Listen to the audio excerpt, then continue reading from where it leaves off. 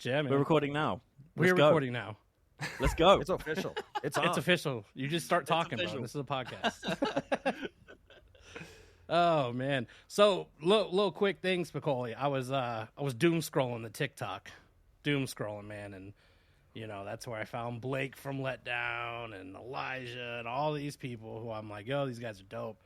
And these guys' video popped up, dude. And I swear to Christ, man, I was back in like 5 or 06, like just at Warped Tour or something, man. We got internet friends on today, man. I'm stoked. Start the show. The Good Life with DQ. It's Nicole. Welcome to the Good Life. You are now listening to the Good Life Podcast. Good Life. Good Life.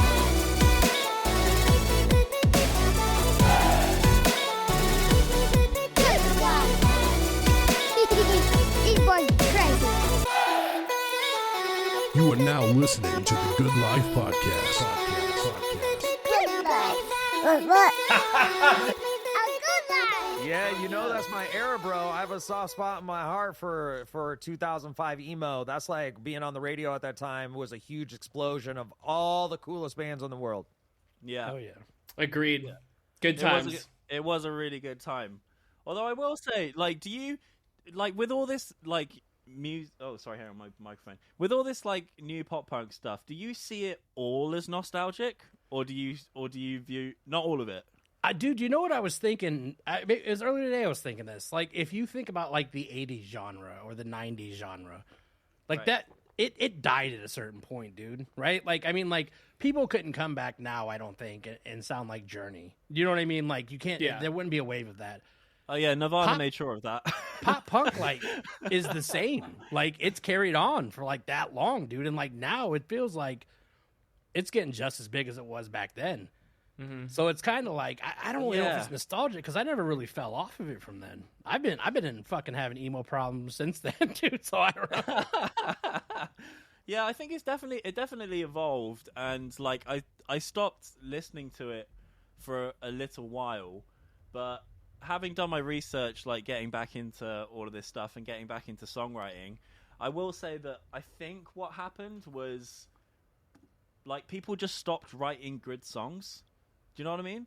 Like I'm not saying that there weren't good songs around. Like State Champs are awesome, Neck Deep are awesome. They kind of carried it through, and then I don't know if you class them as pop punk or some kind of adjacent to pop punk thing, but then you got like Real Friends and all of that stuff, right? But like back in 05, 06, like think about the hits. Dear Maria, the big Boys Like Girls songs. Do you know what I mean? Like they were like the clues in the name is pop punk. Do you know what I mean? Right. Like they were actual songs. And then I think a lot of not everyone, but a lot of bands back then, because it was just going through a wave of popularity. You had big songwriters coming in helping the genre because it was getting on radio.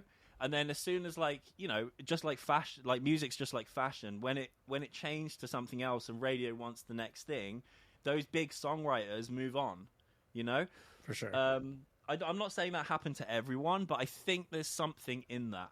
And I think it's just really cool that right now I see it more and more, like every time I go through like my Spotify radio or whatever, but there are really, really great songwriters getting back into writing not just pop punk but rock in general. Yeah. And I think that's a really cool thing. Yeah, when you say that, it makes me think of John Feldman, man. Like, Feldman, dude, I mean, anything that guy touches is just like gold. I mean, we've had, and that's kind of another point to you guys, man, is like we've had a lot of his artists on. We've had on like Story of the Year, we've had on Swaco, Mod Sun, and all these people.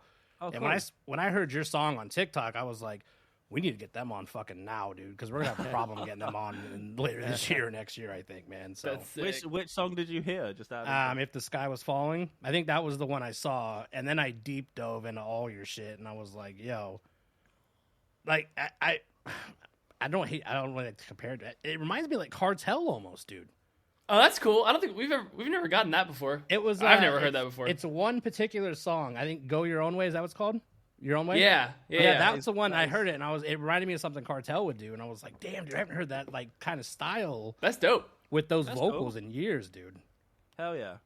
That's awesome. But yeah. That's cool. Yeah, that's cool. That's really cool to hear that it was If the Sky Was Really Falling. Like, I think that was like the first song we've done as FReNDz where like it just kind of like it was one of those songs that like got written in like 20 minutes. Do you know what I mean? And as a songwriter, it's like those are the really special ones where it feels like you didn't write them. Do you know what I'm saying?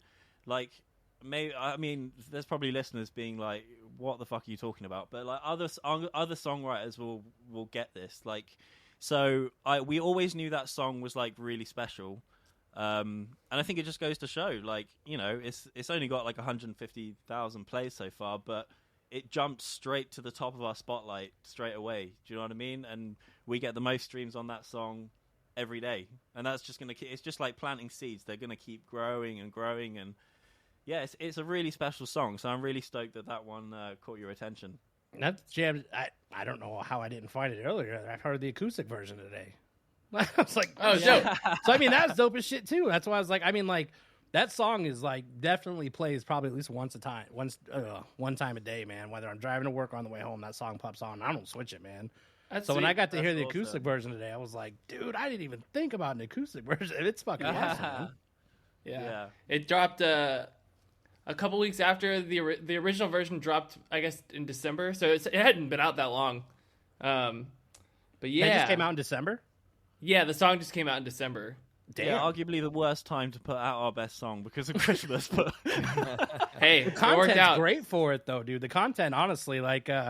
I've never seen like the lyrics go into a heart like that. Like, dude, that whole thing that I saw was just like, oh, this is genius, man. Michael's got some cool tricks up his sleeve. I was scrolling TikTok a long time ago, and I saw somebody do a very similar idea with a heart. I think it might have been I can't remember if it was a heart, but I was like, well, why don't I do a broken heart? And then it just like the first one we posted just did really well, and then like a couple of them, I think one of them has like almost 200,000 plays on it now, which is sick. So I just kept doing it over and over and over again, and it worked every time. So I'm going to predict the future right now and tell you that these are going to have millions of hits very soon, dude. I'm telling you, like, I'm sure Spicoli, I mean, he's been in rock radio. He ran it for 18, 20 years, dude. Yeah.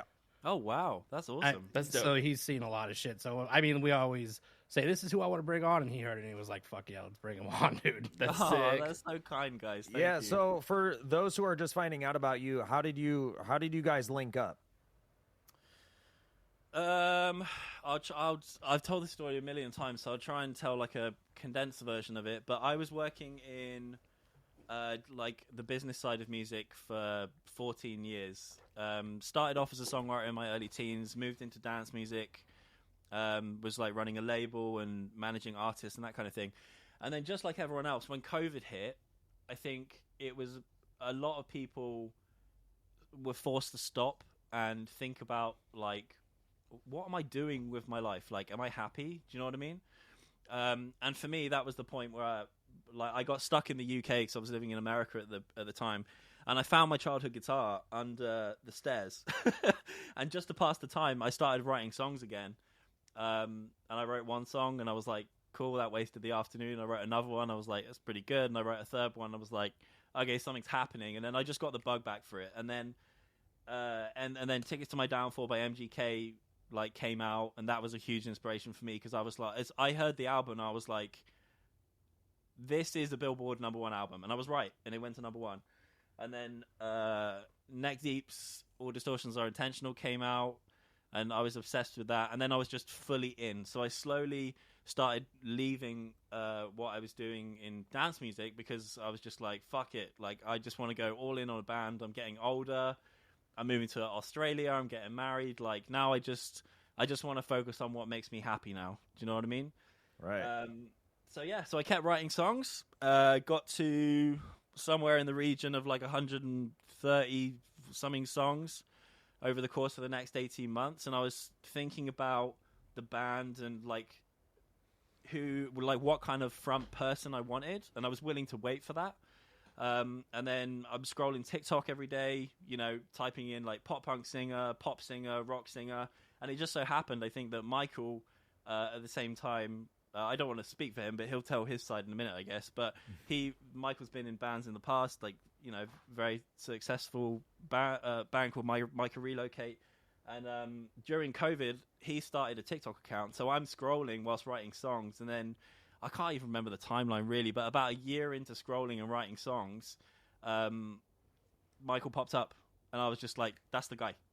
So got in contact over Instagram, and then kind of left it a little while, and then just to like sit on it and see if we vibed.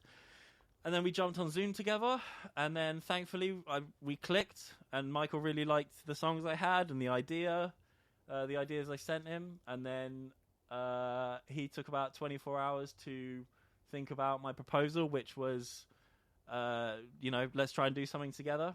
And then he got back to me the next day and was like, let's give it a go. And then a week later, I find myself flying to Austin from Australia. That's dope, dude. Right? No, never met each other before. And I stayed on the floor in the room that Michael's in right now for a week.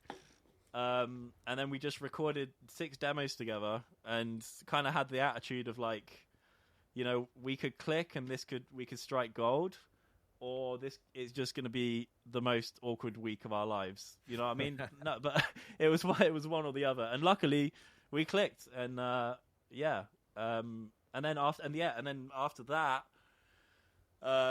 we were like, well, we've got these demos now. It feels magic. Now what? So then we started reaching out to different producers that we thought we could afford or like were within range. They were all smaller ones, and none of them got back to us. And so I'm getting really frustrated.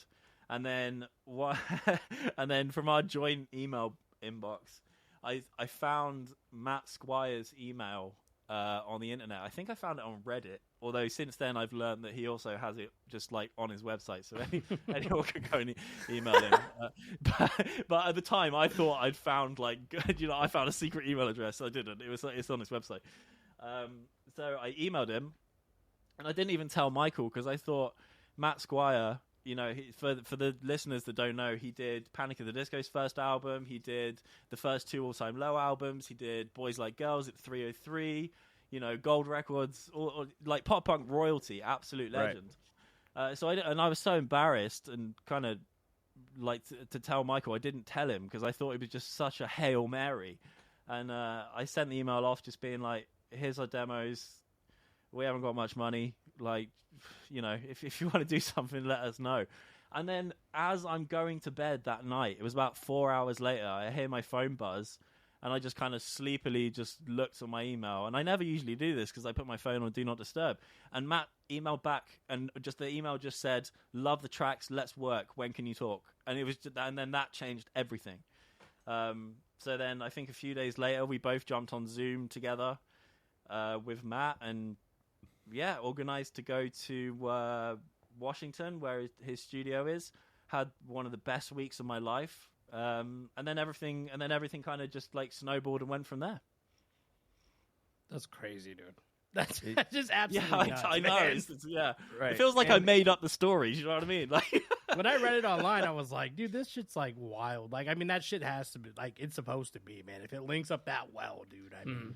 Well, I mean, the internet brings us all closer together. I mean, I feel like almost like nobody's off limits when you're on the internet. Like, there's always this person knows this person. Here's my email, and you can do magical things. And you know, doing that, what a inspirational story of like, all right, you're getting the ball rolling. You want to create something, and boom, gold. And how was it working with him? Because he's worked with so many like just iconic bands that we all sit and we're like Panic at the Disco. We're like, wow, dude. So what was that like? It was so much fun, honestly. Like he's so easy to work with, you know, like he just makes you feel like you've known him for forever, which is really cool. We went in and did like pre-pro with him. The first, like, I thought we were going to do pre-pro a little bit longer, to be honest. We like spent the first day like going through all the songs and just like made a couple of changes here and there, like little things. But we just sat in the room, and like the first day I met him, I was like just singing like in the same room as him, just, you know, spitting ideas and all this stuff. And it was just like so easy. I don't know. It can, like, I feel like psychology in the studio is such a big deal. And just working with someone that you click with, it just makes the process that much better. And like the whole couple weeks that we were there, it was like, we're just all best friends hanging out. And I'd only hung out with Ross like one time before that. You know what I mean? And I'd never met Matt. So it's like, it's just, I don't know. It was a really cool, like, everything just flowed, you know? And then we left the studio just like, we went to LA like immediately afterwards to do like photos and the acoustic versions of the songs and all that stuff. And we were just driving around, like listening to the record, and like the EP, and we were just like, what have we done? This is sick. This sounds crazy, you know? Yeah. I bet you were super motivated and inspired, and you wanna get those songs on TikTok, and they're taking off, and you're getting all these views.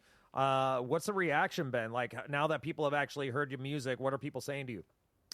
People have been like, so I don't know. People have been great to us. Like I'm so thankful for everybody that's like taking a chance and like, you know, jumped in. Like we started a TikTok account like well before we had any music out. Like probably like a year before we had ever put anything out. We were just throwing the same 4 demos up every single day, you know? And so people got in before we were like even really like technically a band, I guess.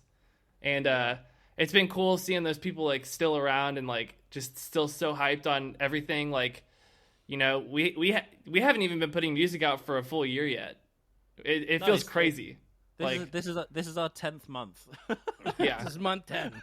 Month 10. We've put a song out every single month basically since we started like dropping songs. So yeah, people seem to be really stoked on everything, and I am so thankful that like, you know, people are just around and they're hyping us up so much. It's just so cool. Like, you know, and it all started on the internet. It's crazy.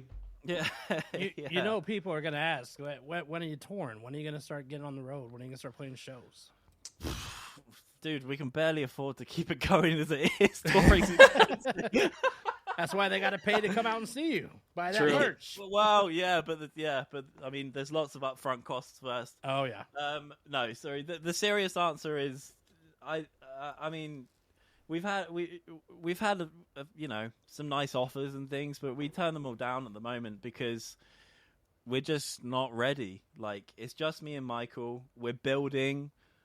I don't think we live in a time where, like, you know, even 10 years ago, I was going to say the MySpace days, but even 10 years ago, like, you want to build an audience, you do, I guess, famously what Ed Sheeran did, which is just get in a van, play as many shows as you can, and meet everyone in the crowd and get everyone's email lists, you know, and build your email list that way and keep emailing them when you're coming back, and that's how you build a fan base. I think now that everything's online, you don't need to do that.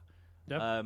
You know, because like everyone's got a billboard in their hand, and it's unfortunately it's the first thing most people look at when they wake up. You know, so you don't need to get in a van and do tiny shows. And also, like, I'm 34 years old. Like, I've got a bad back. Like, I can't I can't sit in a van. Like, I'm married now. Do you know what I mean? So, with Internet Friends, the way I think we both see it. Again, Michael can, you know, give his side. Like, I don't want to speak for him, but at least the way I see it is like,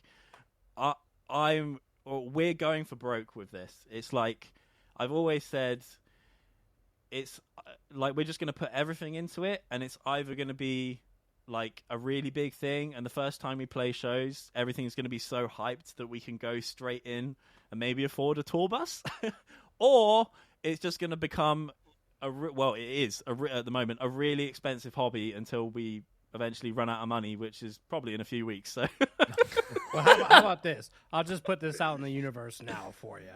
So, sidebar, we run a thing called Good Life Records as well. Awesome. And we have, I'd say probably about half of them pop punkish. I'd say. Yeah. If when you're in the States, if you hit us up and give us enough heads up, and you're like, you know what, we just go up to Omaha and play a show, we'll throw you a sold out show, dude. Every concert we've thrown so far is sold out, dude. 6 for 6 sold out. So shows. we got dope. bands that'll play with you. You can come up and headline it. You make a couple of dollars before you go back home, man, and see what Omaha's like. Sick. That would be sick. Yeah, I've never actually been. I lived in America for 10 years, but I've never been to Omaha, so that would be cool to see. It's been a long time for me. It's shockingly a very good music scene, dude. It's a very good music scene. Really? I can see it. That's yeah, cool. absolutely. I feel like there's loads of little small pockets of America that have really cool little music scenes that don't get talked about enough. Do you know what I mean? So absolutely. That actually doesn't surprise me when you say that. Like, that's not shocking to me because there are all these little pockets. Like, I think it's cool. Yeah, actually, one of the guys that started with, he's a band called Alieska. I sent him your stuff as soon as I heard it, and he's been jamming you ever since. We were actually talking about you on Sunday night, man. So yeah, sick. That's awesome. Yeah, no, you would do very well up here, man. So yeah, thank you. Well, keep that in mind for the future. We will for sure. We're gonna keep building. We're just gonna keep putting songs out, and hopefully something will pop at some point. But then the next challenge, when we are ready to tour and stuff like that, we've got to put a band together. Like, yeah, you know what I mean? You can't backtrack a drummer anymore. You can backtrack the bass, maybe, but not the drummer. Yeah, we don't need a drum, just a drum machine. It's the drum machine. Just have it all just like going through. Yeah, yeah. Don't need to pay them. Don't need to feed them. Just put them in a flight case, back of the truck. Fuck off. That's a thing I haven't really seen much, and I've seen a lot of it lately. Is people like just hiring people like they're not a full band, like there's one or two guys, and they have to hire the guys who go on the road with them. And I bet it's a lot fucking easier because you don't have all those goddamn personalities having to mash together, man.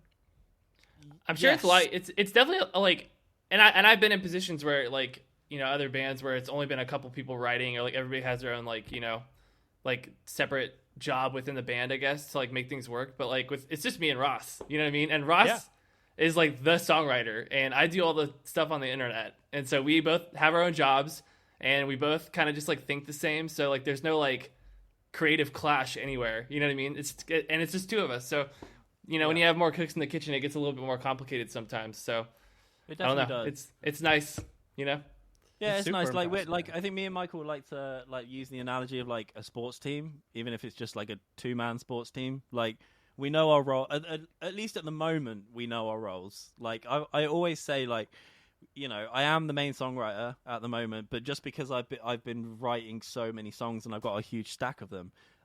But Michael's a great writer too, and I really hope this project gets to the point where me and Michael can write together, and because that's essentially what I really, really want.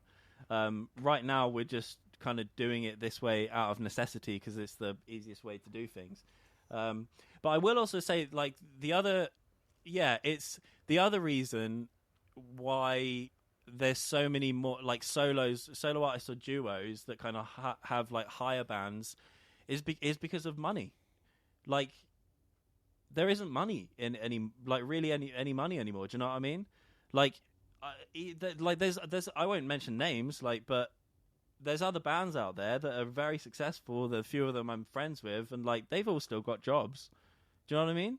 Like when you have to split things 5 ways, and then you're paying your agent, you're paying your manager, you're paying your distributor. It's like if you're not selling CDs and records like Oasis were in the 90s, like that you just can't do it. So no wonder there was a rise of like, I mean, look at the charts. Mm-hmm. Ed Sheeran, Taylor Swift, like everyone's a solo act. You know what I mean? Mm-hmm. And then so for rock to really work, you either have to be A Day to Remember, or Mod Sun, or you know what I mean? Damn, like, it's Damn, so. You put Mod Sun down there. That's my homie, dude. I didn't mean it. You're good, dude. Sorry, I didn't mean it like that. No, I'm messing with you. I mean, like you like Mod Sun's amazing, but what I'm trying to say is like Mod Sun plays. Yeah, A Day to Remember are now up. They've grinded, and they are selling out arenas. Do you know what I mean? Mm-hmm. And that it's evident why. The money thing is so evident with A Day to Remember. Is that they lost Josh, the bassist? We won't go into that because of whatever. Yep. Did they get another bassist? No. It's like, it's cheaper for them to hire someone to come and play bass or just put bass on track. Right. Because, and they're selling out arenas. So, but then like someone like Mod Sun, he can make a great, like, everything else aside he does, because I know he does all his art, which he's great at. He writes for a lot of people and he's a great writer. But Mod Sun is a solo artist playing, I guess, theaters. Do you know what I mean? They're not arenas. Yeah, I think when we saw him, he was at like a 750 cap room. Yeah, is what it came. You want to hear something crazy about you saying Mod Sun and Day to Remember? They used to, what's his name in Day to Remember, the newer guitarist? Kevin. Scaff. Kevin. Him and Mod used to be in a band together. They did. really? I recently learned this too. Yeah, Derek I can't call him Derek anymore. I think he told us last time we hung out, but Mod drum for 4-Letter Lie. Oh yeah. So they were in 4-Letter Lie together. Yeah, I recently learned that because it was at the end of last year. I didn't realize I was so late to the party, but Modson put out a documentary, didn't he? Oh, I don't know. I thought he was your boy. Did you know he put out a documentary? Spicoli, you know about this? Did I miss that? I mean, I must have missed it too. Hang on a minute. Let me do a Google search because maybe I'm embarrassing We're gonna have to edit this myself. shit Hang out. on a minute. Google it. Google it. Modson I listens swear- to this, so we got to be careful. I swear he did. Hang on. Modson documentary. Yes, he did. Yeah, it's called Remember Me Just Like This. It came out on the 19th of February in 2022, and it's 2 hours long. Damn, I have to watch that shit, dude. It's Is brilliant. that why he always says movie after everything? Oh, I don't know. Maybe. Does he talk about him being in like the semester and shit in that documentary? His first band from Minnesota? Yeah, from what I remember, it starts as it's a typical documentary. It starts as him as a kid, loads of videos of him playing drums and stuff. No. And he goes through that whole thing where he's like, I think he was trying to be a solo act, and then he started drumming for another band. And there's this like pivotal moment in the documentary where, it's like the MySpace easy core, I guess people call it. And he had this idea of like screaming like I'm so fucking happy or something, and all the guys in the band like laughed at him and he left or something like that, and then he started rapping first and then bang. Do you know, like that? There's something in there like that, but it mentions the 4-letter lie thing in there, and Kevin's in the documentary. It's really cool. I think he's amazing. I love that guy. So hilarious story about him. So I used to do hip hop back when he was like 15, dude. And so this is kind of about the music scene in Omaha. This was like their second home when he was in his band. So when they would come to this band called The Semester, they would play with the band from Omaha. But I remember I would open up for them when they were The Semester as a hip-hop act. But me and him would be out back drinking 40s at like 18 years old, freestyling. You know what I mean? And people were laughing at us because he was rapping. Well, fast forward fucking 15 years later, and this dude is making a career doing it now, man. It's crazy. He never shit, fucking stopped. Right, dude. That dude grinds, He never man. stopped. Oh, and on top of that, like, for any listeners that are interested, go and Google what that guy has written for other people. Mm-hmm. He's awesome. He's a talented He's dude, awesome. Man. Oh yeah, man. But fuck, man. Back to internet friends. That was our Mod Mod Son. Talk about us. Sorry. We just plugged Mod Son again, like he's coming here to play a fucking show or something. Yeah. Why don't we get Mod Son and Internet Friends together on one night? I think they should do Omaha? a song. Let's do it. Put us on a podcast together. That'd be fun. I mean, why don't we just book a show and we'll book Mod and Internet Friends, and then we'll throw a couple of our bands on it. Let's just do that. Sick. With Letdown, we'll bring Letdown back. We'll bring all three of them. That'd be tight. That'd be sick. Well, when we're Shim on the touring, bill, we'll too. let you know. You said put Bill Murray on it too? No, I said put Shim on the bill too. Shit, might as well put Shim on. Yeah, Shim. But Shim's yeah, on you could it. grab Bill Murray. Yeah. Yeah. Definitely down with Bill Murray too. Yeah, I've been trying. That one ain't as easy as I thought. But no, I fucking love Bill Murray, dude. Me too. Yeah. Sick So band. Michael, I'm not really. I'm more of a pop guy than I am a metal guy. But Michael put me onto Bill Murray, and I think he is another one who's a great writer. It's another example of someone who's coming back into rock music, but is writing great choruses. Do you know what I mean? Mm-hmm. Hell yeah! When we get off here, really needed. I'm gonna email you our boys Alieska. If you like Bill Murray, you're gonna like them a lot, dude. Okay, yeah, please do. Yeah. Because that's the one that's the lead singer I was telling you about that we were talking about you guys. So if we line up a show with you and Alieska, it's money. I mean, this is down the road when everything's ready to go, but we'll figure it out. Michael, I feel like I was looking into what you were doing in the past, and I feel like metalcore and shit popped up a lot. Is that right? Yeah. So, I have a big that was kind of like the scene that I like started in, I guess you could say. Totally. So like were you doing the screaming and shit, or were you doing like the clean vocals? Yeah, no, I was just singing. So I was in a band called Micah Relocate, and we had 2 vocalists. So I did all the singing, and we had a guy that did all the yells and stuff. So yeah, just a dual fronted like metalcore act, and we just toured through. Like, we were active from 2011 to 2017 pretty heavily. What was it called again? I'm sorry, dude. Micah Relocate. It's like the name Micah, Myka. Okay. And then space relocate. Dude, I gotta check it out. Yeah, you gotta, Let me know what you think. But yeah, yeah. So that's where I got my start touring and just, I guess, being super heavily involved in music, and yeah, haven't looked back since. So hell yeah, I'm a big fan of like Attack and that kind of stuff, man. Like I'm big in so like I was very big into Attack growing up. And now we got Bill Murray and Beartooth out of Attack. Thank you very much. That's true, for that yeah. shit, man. It's crazy. Yeah, that's true, yeah. Yeah, dude, I'll have all these like random weird like fucking trivia things that pop out. You'll say something like, "Did you know this?" Like, no. All right, so and you're down in Austin, man. So I like I was telling you earlier, like I used to live down there, and the scene in Austin was the shit when I was there. Is it still pretty like? Is it still popping like that, or how is it down there now? To be honest, I don't go to a lot of shows down here. But like I like grew up in the Houston music scene, and like the scene in Texas, as a general state, is just so good. It's just so like everywhere you play, it's just like so much fun, and like especially when like South by Southwest and like all the showcases and like the Artery Foundation was like really like popping off and stuff like that. Like there's some crazy shows going on in Austin, and there's still some like really really cool shows going on. I'm just not like, you know, I don't go out as much anymore, so I don't really know too much. But the Texas scene in general is very very sick, for sure. But what's the dude from Blue October's name? My buddy is the head of his studio down there in Austin. What's his name? Justin Furstenfeld? No. What's that? Matt? Yeah, Matt. Hard last name to pronounce.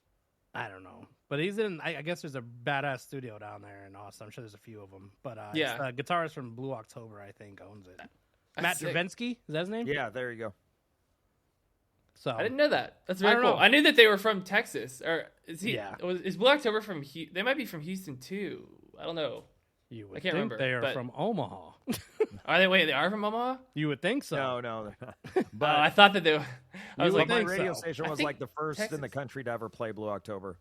And that's so we like when I was back at that radio station, like we had a great relationship with them, and then we would bring them a lot.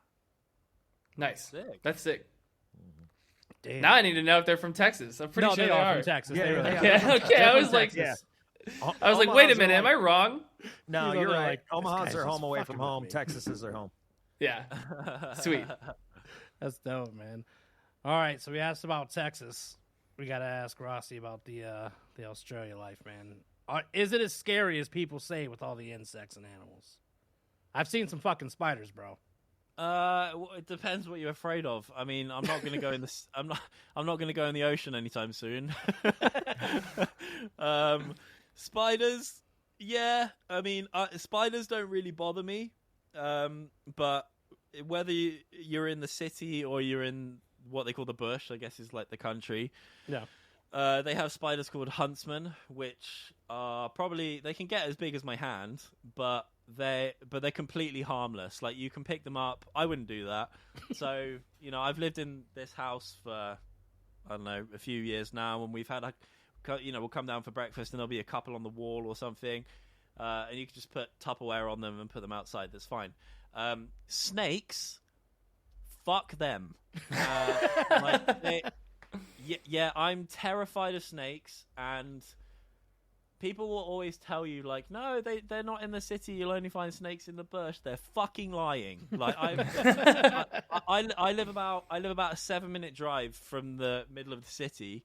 I mean, it doesn't help that the back of my house backs onto like a dog park, so I guess that's prime area for snakes. But again, they're all harmless, but you know, we've had like there's this hilarious video we got on my Ring camera from the front door, where like I walk out of the front door. This was last year, and there's this green like tree snake.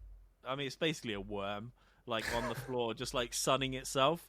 And like I had a heart attack, and the Ring camera shows me freak out. And then Nope. Yeah, no. And then I come back in, and it's fine. But I'm getting better with those. What about a kangaroo? Have you seen like a real life kangaroo? Oh yeah. Do they like walk around like a fucking donkey, like crossing the road or something? Sure. Yeah. Do you have donkeys walking No, around? I don't. From what I've been told, is they're like deer are here. Like they're just like a normal animal. Like people like hit them with their car on accident. Like deer here is what I was told. Oh yeah, that's exactly the same over here. Yeah, people. Donkey, that's wild. dude. Yeah. So you'll never find kangaroos near the city. But if I drive like 20 minutes out to, actually I have a friend called Monique. She lives about 20 minutes out of the city. So it's like almost kind of in the country.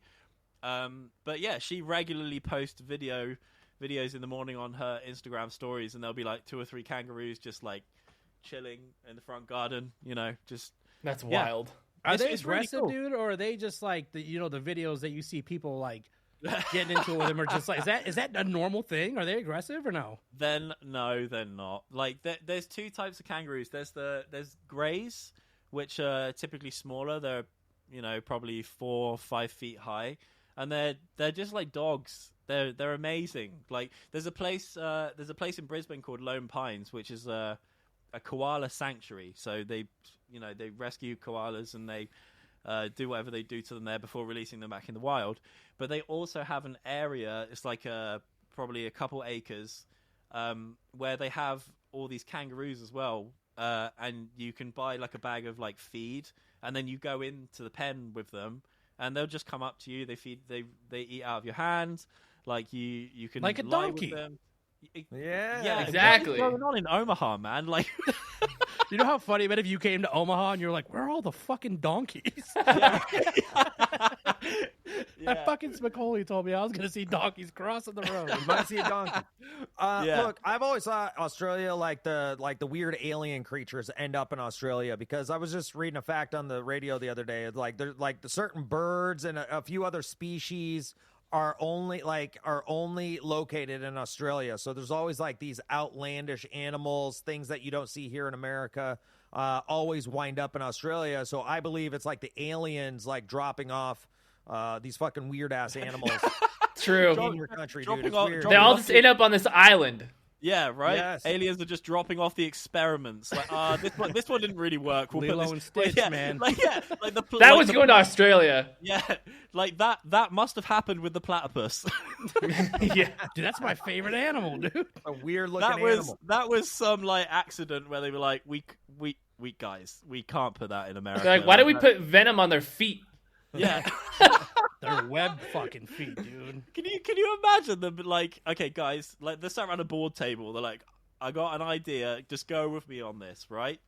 Little fluffy cat, same feet as a seal.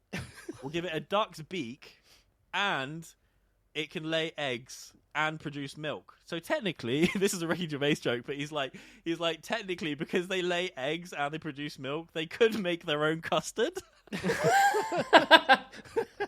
Platypus custard. Yeah, but then they clearly just finished that one and was like, yeah, that didn't work. We'll put it in Australia. Yeah. You see them a lot or no? No, not at all. But like you see them in the zoo, you know. Yeah. Yeah, I think we have like the #1 zoo in the world here. Is that, do we Yeah. Spicoli still? I'm like not joking. We really do. Yeah, we do. What do you mean? What's the #1 zoo in the world? Omaha, we have the #1 zoo. What? Because it's big. Like what makes Like it it's number ranked one? the best zoo in the world. Oh, that's crazy. Oh, what? Just because of how they like treat the animals or something? Like how big it is, How big all it the is, animals we and- have, the exhibitions. rare Overall. Yeah, Oh, that's awesome. yeah. So us in like San Diego, I think flops sometimes, but yeah, it's badass. I mean, if you like Sick. to walk a lot and get hot, Yeah. I don't know. A lot of stressed out parents there dragging their kids. Yeah, Oh, yeah. Absolutely. That's Absolutely. Dave. yeah. Yeah. Don't fall into that goddamn gorilla cage. You know what happened last time. But yeah, Michael, have you been over to Australia, dude? No, I haven't yet. I haven't been yet. To go now? Yeah. Yeah. No, one day it'd be sick to go out there for sure. It'll happen at some point. At some point, yeah. At some point. But yeah, you gotta go crash out on the floor on his house now. Yeah, I gotta make that happen. Yeah, only fair. Yeah, there's a spare bed, but I'm gonna make Michael sleep on the floor. No, I'm just like, no, you have to come to me every time. Yeah, that's why I refuse to go to Australia. Yeah, because of those damn donkeys out there. Those damn donkeys, dude. Yeah, or on them. No, but Australia's great. Like, it's honestly, I think it's probably is like in terms of like things that want to kill you. Like, it's just as dangerous as California. Like, California's got mountain lions, coyotes, rattlesnakes. Like, so if you're fine with going to California, then you're fine with coming to Australia. It's I don't like know. that. I thought I saw mean? someone comment and say a plant tried to kill him down there. A plant. Yeah. I'll have to find it. And I was like, that shit sounds like Jumanji to me, dude. Right. Australia is Jumanji. Exactly. Yeah. I don't know. Yeah, man. well, I mean, okay, well, I've made my case. It's not, but that's fine. Do you know what's weird is we know someone that's Australian, and I don't think I've ever actually talked to him about what Australia is like. Have you, Spicoli? No, not once. Clearly, I have a really good friend that lives in Australia, and we've never talked to him about it. This is like, you're probably like, this is a weird podcast. I thought we were going to talk about music. Like, we're talking about fucking rogue donkeys. And Yeah, right. oh, that's great, though, man. What's the music scene like in Australia? For pop punk and just like rock music in general, really good. Really? I'd say I'm not really a metal guy, but I think the metal scene out here is pretty strong as far as I know, because like there's In Heart's Wake, there's North Lane, Parkway Drive. Parkway Drive Drive's from of course. Australia? Yeah, Yes, dude. Yep. Yeah. How did I forget that one? Another sick band with a sick documentary too. Isn't Amity Yes. Affliction? Anti Yes. Affliction, yeah. And then I think I met then- somebody recently from there. Stand Atlantic? Are they from? Yeah. He's from there. They're from Australia. Yeah, I met Yeah, them and a then few on- months and- ago. Super cool. They're super cool, yeah. And then on the pop punk side, they just split up, but between you and me, Stan Atlantic are probably the biggest, leading the way. There's Yours Truly, although they've kind of pivoted more into octane rock radio stuff now, I guess, trying to break America. Yeah, there's a bunch. Like, there's a really cool scene for pop punk here, and there's a really cool scene for metal here. And then there's a really big label, Unified. You probably know that label. They're based in Melbourne, so and they have one or two festivals. Unified Festival. I'm not sure. But yeah, the rock music is alive and well in Australia, and it's really cool. I was always curious if it was kind of like, it's a weird comparison. Do you remember like back in the day, like you could be big in Japan? You remember that? Yeah. Yeah, you definitely still can be for sure. I was wondering Yeah. if like Australia didn't really have a music scene and it was just big over here. I didn't know. For some reason, I thought I was talking to Shim about that. For some reason, he said we're way bigger in America than we are in Australia. I thought that was like that's. I guess maybe that's why I thought that. I don't know. Right. Yeah, well, I mean, the problem is with Australia is that the country is it's a little bit smaller than America, but a little bit bigger than Europe. But I think there's hardly any people here because it's too hot to live in the middle. So all the cities around the edge, right? Yeah. So even if you do get really big in Australia, there's only like 15 major cities at an absolute push that you can play. Do you know what I mean? Gotcha. So if you wanna make money, you got to go to Europe and you got to go to America. So you see that a lot, you know. But I think it's really important to conquer your home first and then expand. And you know, I mean, Stan Atlantic are a great example of that. Like I was so proud to see them like be second support for the A Day to Remember tour that just finished. It's so sick, man. Like, yeah, really cool. So yeah, that's kind of what you have to do. I feel like we tricked Rossi to come in today to be a professor and teach us all lessons, don't you guys? I feel like all we've done is make you teach us shit, man. Right. It's Sorry, I'll go back to 101. talk. I'll go back to talking shit. You're fine. I'm sitting here like, man, I kind of feel bad. I feel like I tricked this dude to give me like a lesson about Australia today. Well, I worked on the business side of in music for 14 years. Do you know what I mean? Like my job was building up acts. So like this stuff, like I'm not saying I know everything. I definitely don't. But like I love this stuff. I'm passionate about this stuff. So I follow that stuff just as much as I do like the actual music. Do you know what I mean? Oh yeah, that's crazy. Yeah. Oh yeah. I mean, I gotta be honest. I'm shocked that I've had 2 people from Australia on the podcast. This is it's crazy. I don't know. That's weird to me. If I could get Amity Affliction on, then that'll be the hat trick. There we go. But there you go. Put those vibes out there. You guys have the EP that dropped. Are you guys planning on doing a full album? I guess, but let me back up real quick here. And I don't know this, and I apologize, I don't. You guys are independent, or are you signed? We're independent. Okay. Yeah. Cool. Yeah. Are you guys planning a full album release? Are you going to just go the single route? What's kind of what you guys thinking for the game plan on that? I mean, the immediate game plan is just it's just singles that get waterfalled into EPs at the moment. I think for us to, I mean, number one, doing an album is a very expensive thing to do. Not just recording it, but there's no point spending all this money recording something if you don't have a huge budget to promote it, you know? So it's a lot to gamble on. So, yeah, I mean, I've got like 4 albums ready to go. But at the moment, like everything's growing so fast that the current strategy of just, you know, 1 song a month is just what we're going to do for the foreseeable future. And there will be a moment when we go, okay, now it's time for an album. And I guess typically doing an album would coincide with a tour. But it's just not on the horizon at the moment. Do you know what I mean? We're just way more focused on building our community, you know, chatting to fans. We're very active in our DMs and that kind of thing, and our email list. And I think, I think that's the right move right now, you know? I really like your answers. They're super honest, dude. I'm just saying that, like, for real. Like, you have people that ask about shit, and they're just, you can tell they're just fluffing it. You're like, bro, they cost too much fucking money to do. Like, if it's not worth it now, man. They do. And there's also all that added pressure on it as well, because not only, like, take the money aside, like, you spend so much time, like, recording an album and then planning a rollout, and you kind of put everything on it. And then what if that flops? Do you know what I mean? It's just like... At the moment, like if we put a song out and it flops, it's like, fuck it, we'll do another one next month. Do you know what I mean? It's like, just move on. Like, if people don't like it, just write another one. So, I think, I think for me and Michael, like in our early 30s, we've always said that this has got to be. We do take it seriously as much as we fuck around, but it's got to be fun. And if it's not, the moment it stops being fun and it's too much pressure, it turns into a job. And I can probably speak for everyone who works in music or just art in some capacity that they got into this not only because they love it, but because they didn't want a job. Yeah, you know.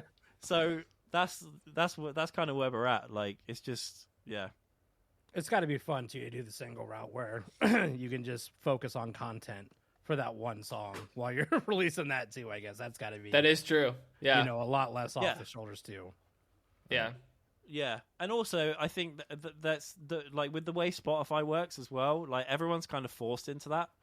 Like, I still really believe in albums and I really like albums, but.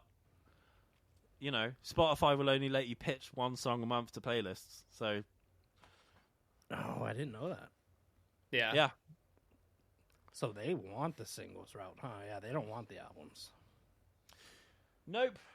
But yeah, so you kind of have to play the game a little bit until you're in a real position of influence. Then you can kind of dictate the game. Spotify gets shit on a lot, man, about paying artists and stuff. I've noticed. Right. Yeah, they do. But, you know, there's positives to it, and there's also there's positives to it, and there's negatives to it. It's like, they probably don't. I mean, the people that are saying this, a lot of the people that are saying this are people that used to make a lot of money from CD sales, and unfortunately, technology moves on, and the negatives are, Spotify probably doesn't pay a lot, compared to CD sales. But at the same time, if your music is good enough, the natural algorithms will boost your song and it can blow up without paying any money. Do you know what I mean? It's the same with TikTok. So it really puts people in a position of, if your music is good enough, it will just naturally happen because it's good enough. Do you know what I mean? Yep. So that's the positive side to it. So, yeah. So you're saying there's a chance? Well, fingers fucking crossed. We'll see. I gotta be honest, dude. I can't wait to see what happens down the road for you guys, because the amount of bands that I could think of you guys matching up to go on tour with, it's gonna be fucking amazing when it happens, man. Like, you guys are gonna match up well with, anybody. Honestly, dude. I think you guys have got something very, very special. I really do. Thank you. That means a lot. That's cool to hear. That is really kind, yeah. Yeah, that's really kind. Well, yeah, I hope so. yeah. Fuck, something better happened. I gotta come to America and see these fucking donkeys, man. Yeah.